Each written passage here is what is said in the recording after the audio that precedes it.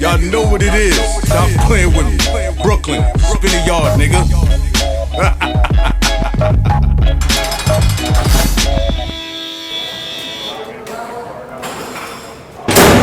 I had a partner in the magazine in the club called, name was Wes Johnson, who was one of the big guys in Def Jam. Right. So Wes decided we're going to do a featured night every night, these labels in town. Right. So Thursday night we would do Columbia Records. Friday night we would do maybe a Jive Records. So we did the showcase. Sony Records would do a Friday night. Def Jam would do a Saturday night. Mm-hmm. And so each label got to showcase their own particular artists in the club. Right. And that's where we married hip hop and strip clubs together. That was the first inception. time artists ever performed in a strip club. Right. But we were so big, we had the facility.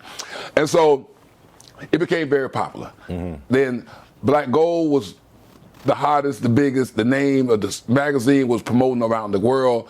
The club, they can actually come and see and visit and put their hands on it and see it and see the girls. Physically see the girls. And then it went crazy. It was going very well until 2001 to 9/11 happened. And I had a building next door to me, which was the immigration building. And we used to use their parking lot at night. They had 400 parking spaces. And I used to use my parking. They used to use my parking lot during the day because we were closed. Right. But then when the 9/11 happened, they blocked off all federal buildings, so we couldn't use any of their parking. Oh. So I lost 400 parking spaces overnight. And my lease was going to be up in a few months, so I decided I can't stay here because I'm out of parking. And I'm blocking the Biscayne Boulevard up in direction for miles for people trying to go to work in the morning. And people can't park, so they're parking all on the street and everywhere. Right. So I did not renew my lease, so I opened up another club called Diamonds Cabaret. Yep. Diamonds Cabaret in the Golden Glades Interchange. So Diamonds Cabaret became super popular from 2001 to 2008. My partner, Wes Johnson, decided to retire when Def Jam got bought up by Universal. And I decided to sell my interest in the club, so I sold it. And within 6 months, it went from the hottest club in the country to nothing because the guy wanted to change it and make it a Latin club. Instead of keeping it. Instead of keeping it what it was. With what you was doing. Yeah. So 6 months later, he called me up and said, "You want to buy the club back?" This ain't working for me, man. Exactly. So I bought the club back. Okay. Opened it back up as Diamonds Cabaret and had another great run. But I had two other partners at that time because Wes had retired. And they didn't know anything about running the club. They were involved. But then after 2007, they were in the real estate and mortgage business, and that's when the market collapsed. Let me ask you a question real quick. I don't want to forget this. So when people will come to you and say, yo, I want to buy this club, and anything happens with your partners, they don't want to sign you on and pay you as an advisor. I don't want to be. Anything? I would never be nobody's advisor. You got to be the boss. I got to be the boss. I got to be the owner. I got to control everything because everybody don't see my vision. Everybody don't understand it. And okay, got you. They think things work in theory, which they sound good, but they don't work in reality. Yeah. When you put it into practicality, you see it's a whole different ball game. Right. And so I had learned that along the way. So then we started having conflict because they wanted to be more active. Before they were just part of the operation where they come in and get a check for their investment. They now they want to make decisions, and they didn't know how to make decisions. So I said, I'm going to walk away, buy me out. So I walked away, and they said they were going to buy me out. But then after I left, the club collapsed. Again. So then now they want to try to pay me less money than what they had agreed. So I said, no, I'm not going to do it. So I had to end up suing them. In the meantime, I was in Las Vegas having a good time, and this guy called me up and said, hey man, I heard that you're looking for a club. I got the perfect club for you. His name was Jack Gallardi. I decided he had a club called Crazy Horse, which is the biggest club in the country. In Vegas or in Florida? In Miami. In Miami, okay. Because it was 70,000 square foot. I said, okay. It was closed down. It looked like a mess. And so he said, what would you do? I said, I would come in and gut the whole damn thing and start over from scratch. Right. And we can be partners and we work this thing out. He was a landlord. He owned the property. And I said, I'm going to change the name. I can't go with no Crazy Horse. I said, that horse is dead. You can get that. So I decided to open it up and call it King of Diamonds. Right. That was Where did my that name come from? Yeah. See, people don't know. At Diamonds Cabaret, my partner, Wes Johnson, would tell Russell Simmons and everybody, when you go to Diamonds Cabaret, just ask for the King of Diamonds. My man Lenny, he's the king of this shit. He's the king. That's the king of diamonds. So that's how I got the name King of Diamonds. Okay, got So it. when I opened up the other club, because these guys wasn't paying me, they were a mile away.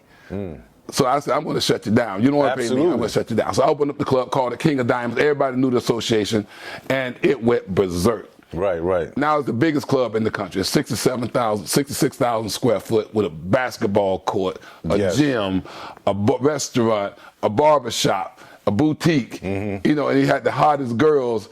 So everybody that was working for my other club, Diamonds Cabaret, immediately left and came to work for me. Absolutely. And they filed bankruptcy within 2 months. Shut them down. And then they also, I'm guessing you won the lawsuit. Yes, I did. Yeah. Yep. I ain't gonna ask for how much, but so then the bottom line is King of Diamonds now is the hottest thing on the map. Right. And then before you know it, and this was 2008, November 20th, 2008, right? I opened up King of Diamonds. And in a short period of time, every rapper putting KOD in their songs, from Nelly, Drake, everybody talking about KOD this, KOD that.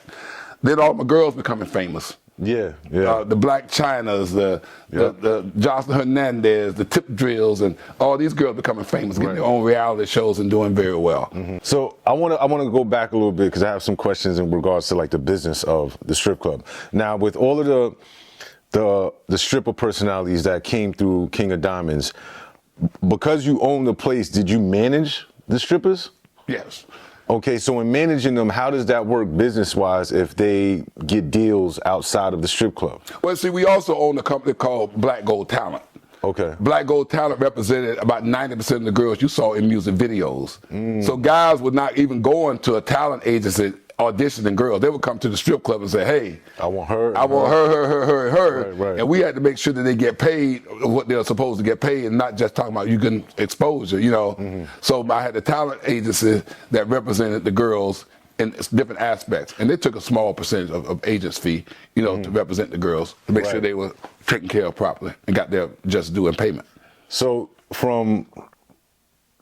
all right, so we got it. So that whole thing with like the video vixen era and stuff like that, that started when King of Diamonds started? No, that started with Black Gold. That started with Black Gold. Glory Velez was my first cover of my magazine, Black Gold magazine. You see a lot of different magazines. Yeah, no, I was in prison. I had them. I'm not gonna lie, I was masturbating to these things. You know what I'm saying? Tear the page out with the girls.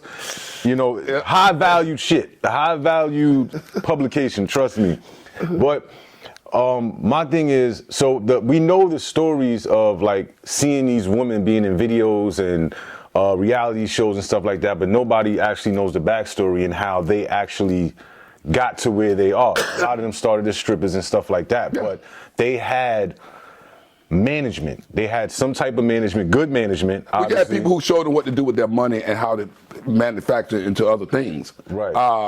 Because every Thursday, every first Thursday of every month, we had our dancer meeting, had our employee meetings. But we would bring in people, investors, to show them how to invest their money, how to buy cars, how to buy real estate, how to buy stock, how to use your money to pay for your tuition. Because it's like being an athlete. You only got a certain amount of window in order to make this money. Right. That's why you make it, you might as well make use of it, not just going out there buying Louis and Fendi's and Birkin bags and red bottoms, which you ain't got nothing to show for at the end of the day. And transition into something else. A lot of these girls open up their own beauty salons, open up their own beauty supply companies, became estheticians. Some of them got their degrees, became dentists, and you know, other. So it's safe to say you helped a lot of people become multimillionaires. Oh yeah. That's insane. Yeah. I'm on the way. Also, we broke every artist that came in. We broke their stuff. We broke the Ciroc. We broke the Jour. Everybody came in with a liquor, wanted us to promote it because they knew it's in my club. People going to buy it. DJ Khaled, when he first came down, he was one of my employees. As one of the DJs. He DJ'd at KOD's. He DJ'd not at the club, but also at the radio station when we did the Luke Show. We sponsored the Luke Show every Friday night. Every artist, the Rick Ross, the Khaled's, the Fat Joe, the Lil Wayne, everybody came to us, want us to play their music. Right. And get them hot. And so they get hot in the strip club and popping. The radio station's going to play it. Yeah, the strip club was a place in contrast to a regular nightclub. Exactly. You know what I mean? I turned it into some place that you want to be seen, not taboo. And guys would bring their wives there Wives bring their husbands there Right. to have a good time. It wasn't because you got a show. I mean, you got a real entertainment. I'm gonna tell you, I went to KOD's back in, what was this? I think 2010, 2009. But when I went, Jeezy was there. Everybody's in there. Mayweather and The Game.